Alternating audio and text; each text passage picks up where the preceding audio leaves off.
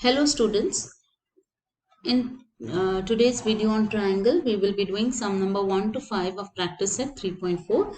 Let us start with the first sum, which says in figure 3.48, point A is on the bisector of angle XYZ. If AX is 2 cm, then find AZ. So let's have the figure. So for this figure, it's given that point A is on the bisector, AX is 2 centimeters, and you have to find the value of this AZ.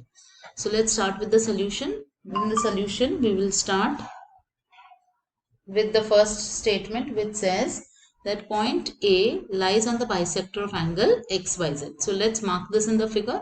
This is point A, which lies on the bisector of angle XYZ. So this is angle XYZ, and the bisector of angle XYZ is ray YA. So this point A lies on this green ray, which means that point A is equidistant from the sides of angle XYZ. That means point A is equidistant from XY and YZ. So let's write that statement.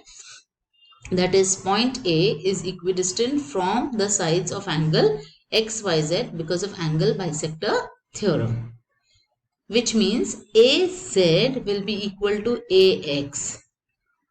Okay, so we'll write AZ is equal to AX equal to 2 centimeters. Therefore, we say that AZ is equal to 2 centimeters. So that's what we wanted, and we've got the answer. Let's go to the next question. In the figure 3.49, our angle RST is 56 degrees, segment PT perpendicular to ray ST, segment PR perpendicular to ray SR, and segment PR is congruent to segment PT. Find the measure of angle RSP. State reason for your answer. So let's have the figure. This is the figure. So we start with what is given. In the solution, we will write that segment PT is perpendicular to segment ST. PT is perpendicular to ST. Second statement, PR is perpendicular to segment SR. This PR is perpendicular to ray SR. And also it's given that PR is congruent to PT. Okay, so what is PR? This is PR, which is congruent to PT. So if a point is equidistant from the sides of this angle, that means we can write that point P is equidistant from the sides of angle RST. This is due to angle bisector theorem. This point P is equidistant from the sides of angle RST. That means point P lies in the bisector of angle RST. When this PR is equal to PT, it is equidistant from the sides. That means point P lies on the bisector of angle RST. This RST, the purple angle.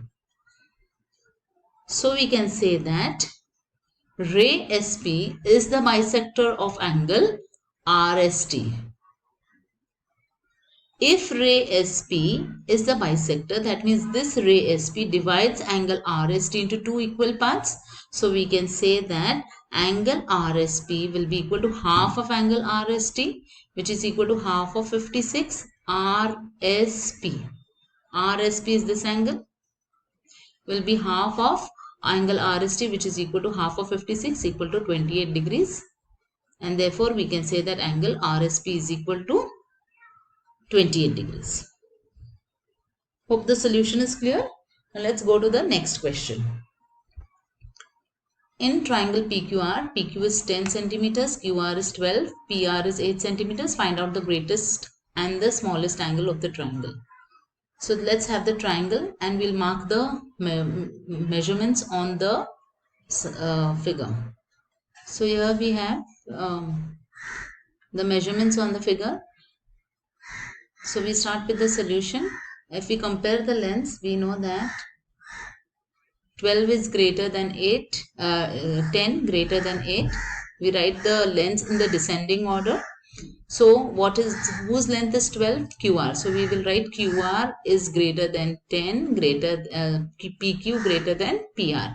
So we'll write QR greater than PQ greater than PR.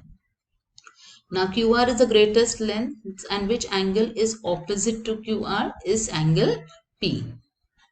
Okay. QR is the great, and this angle is opposite to QR. So P, definitely angle QPR will be the greatest angle. Which is the next 10? So which angle is opposite to PQ? It is angle PRQ. Okay. So first we have the red angle, then the blue angle. So last angle is this one. The smallest length is 8. So the angle opposite to PR is angle PQR. So this would be the smallest angle.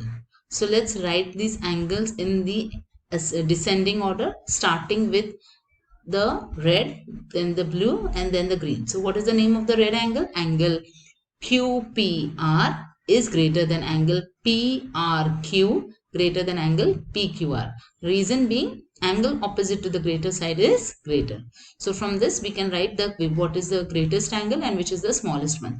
So angle QPR is the greatest angle and angle PQR is the smallest angle. Hope this is clear. Let's go to the next question.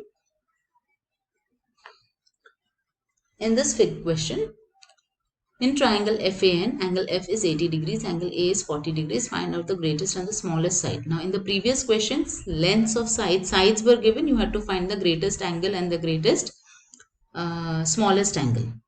Here, angles are given, and based on this, you have to find out which is the greatest and the smallest side. So here only two angles are given. So whenever we have to find the greatest or the smallest side, we need all the measures of all the three angles. So only two angles are given. We'll find out the third angle, that is angle N. So we'll start. In triangle FAN, angle F plus angle A plus angle N is 180 degrees. Sum of the measures of angle of a triangle is 180 degrees. On substituting, we will get 80 plus 40 plus angle N is equal to 180 degrees. So we get angle N will be equal to 180 minus 120, which is equal to 60 degrees. Therefore, we can say that angle N is 60 degrees. Now we have angle F, angle A and angle N. We will write these angles in the descending order, starting with 80, then we have 60 and then 40. So let's write that 80 degrees greater than 60 greater than 40 degrees. Now whose measurement is 80 degrees? Angle F is greater than angle N greater than angle A. So let's have it in the figure. This is the triangle FAN. We'll write which is angle F is the greatest angle. Then we have angle N as the next. Then angle A. So which will be the greatest side? The side opposite to the red angle, that is AN, will be greater than AF, greater than FN. That is side opposite to the greater angle is greater. So that means AN is the greatest side and FN is the smallest side of the triangle FAN.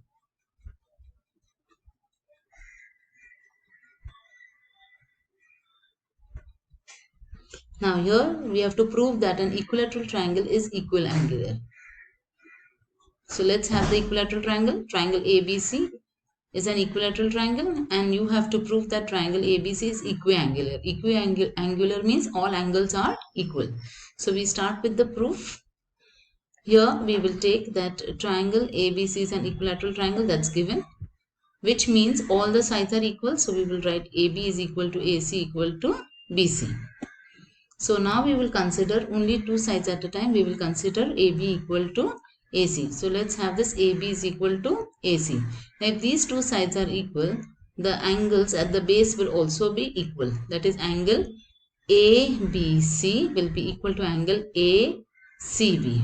These two angles will be equal because of isosceles triangle theorem. So let's write that angle ABC will be congruent to angle ACB, isosceles triangle theorem. Now we will consider the other two pair. First I considered AB and AC. Now I will consider AB and BC to be congruent. First I took AB and AC. Now I will take AB and BC. So let's have AB and BC congruent.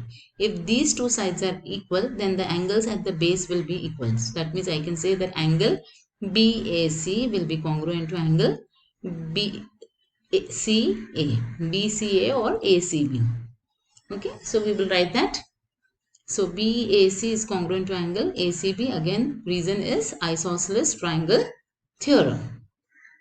Now if I compare step number 4 and 6, I get ABC congruent to